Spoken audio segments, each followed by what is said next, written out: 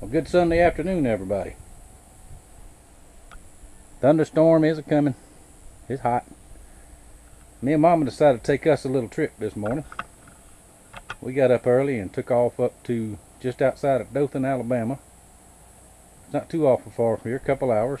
Had a nice ride, stopped and had breakfast and all that. Went to a great big flea market up there. Used to be a big deal. Real big place called Sadie's Flea Market. Not as many people there as was years ago when we was there, but still it's pretty cool. The building part of it, we couldn't stay in there. It was blasted hot.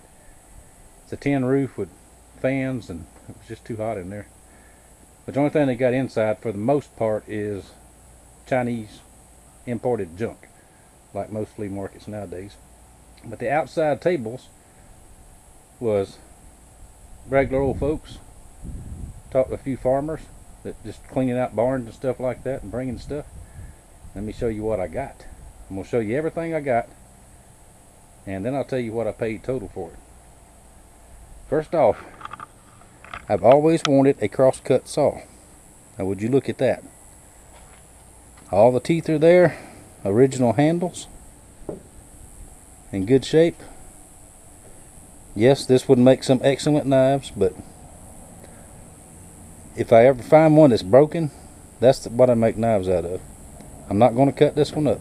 I'm going to clean it up good and probably hang it on the wall inside the house, back in my back room where all my man stuff is, close to the gun cabinet. I got that. I got a burn barrel, which my burn barrel had rusted into. That was got holes in the bottom already, and the top's cut out of it. I'm gonna leave that there for right now. That stuff's in the shop. We go in the shop. So that we fixing to get thunderstormed on. All right. Here's the rest of the flea market finds. This is a Craftsman bench vise. Way yonder better than that one. That is a Chinese Irwin. This is a Craftsman actually made in Japan. I believe Craftsman started making tools in Japan probably in the 70s. And believe it or not, back then there was fairly good quality stuff. Now this one works. I couldn't find a thing wrong with it. It's very heavy, twice as heavy as the other one. It's got a nice anvil spot back here. Now that one's got a little spot right here, but I'm scared I can't use this end. I'm scared it'll break off. So I'm going to move this one outside to the blacksmithing area. I've got another one almost like it out there. It's always good to have a couple out there. And this one is going to be my new vise for in here. And this little vise, I cleaned it off a little bit. It's actually made in Taiwan, but it seems it's pretty heavy. It's not for heavy stuff. This will be good on the leather table. Just need to clean it up.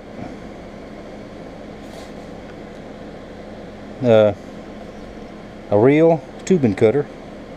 I've got one of the Chinese ones that's got the cutting wheel is broke on the one I've got. So that one goes in the trash, and that is a rigid. Don't say where it's made. It's old though. It's heavy, really heavy for what it is. But I use a tubing cutter all the time to cut my pins and my brass and steel hollow tubes for my, what am I trying to say, lanyard holders on the knives. Plus you always don't ever know when you need a tubing cutter. And I found this cool sign I'm going to hang up in here somewhere. For $2, I said okay. Just something that looks cool. It's not anything old or anything, but it is made in USA. Right there it is. So everything, the drum, the crosscut saw, all of this. Bet you can't guess what I paid for every bit of it. I know you're guessing $200, $300. Nope. $85 for everything.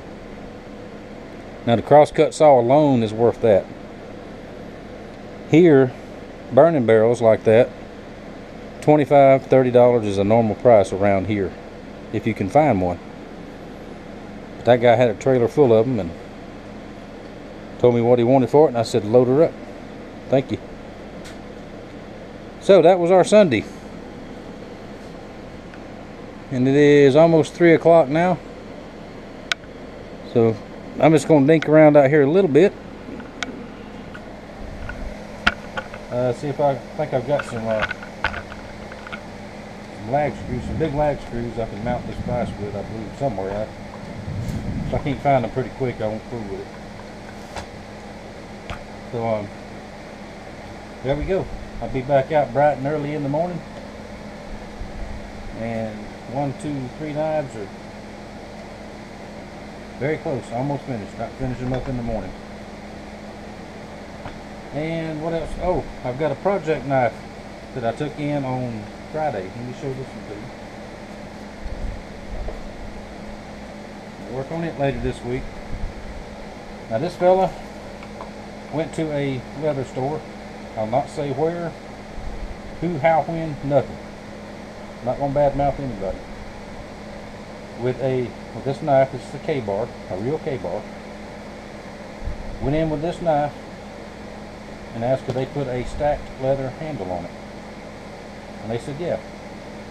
And he paid more money for this handle, no sheath or nothing, than I paid for all the stuff I bought this morning.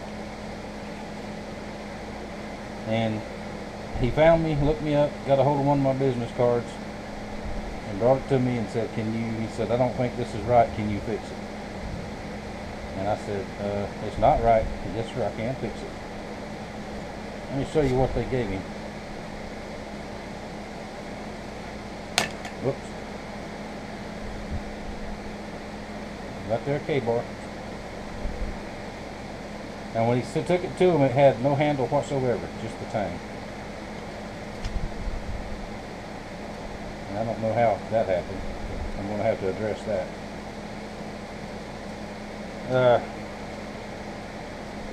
If it had been me when I went to pick it up, I would have asked for every bit of my money back. That's not proper. That is, let's put it that way. I would never ever turn out a piece of something like that. There's the top piece that goes on. I would never turn out something like that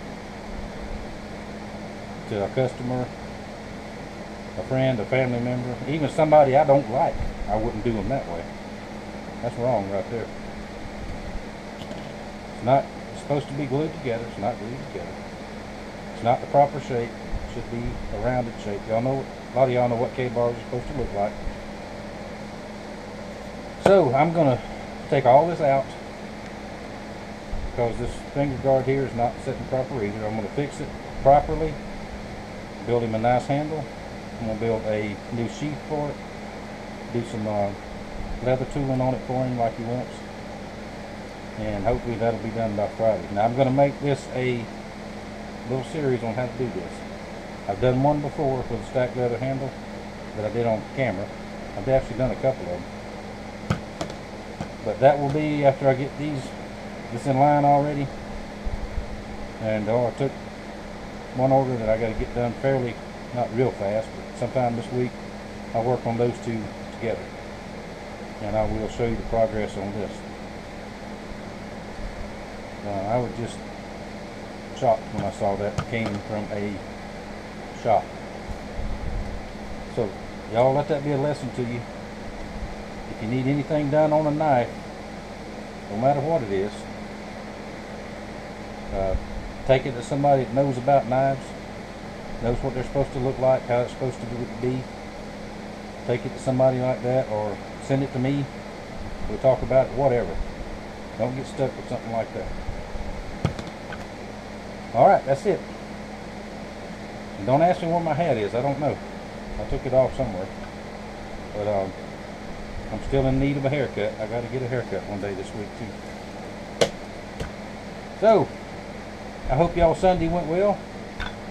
I hope everybody's happy. Stay happy. Do not let negative influences bring you down. Don't let that rub off on you. It don't rub off on nobody around here, I guarantee you. So thank y'all for watching. I was going to say something else. Oh, giveaway video will come out this week also, probably at the end of the week.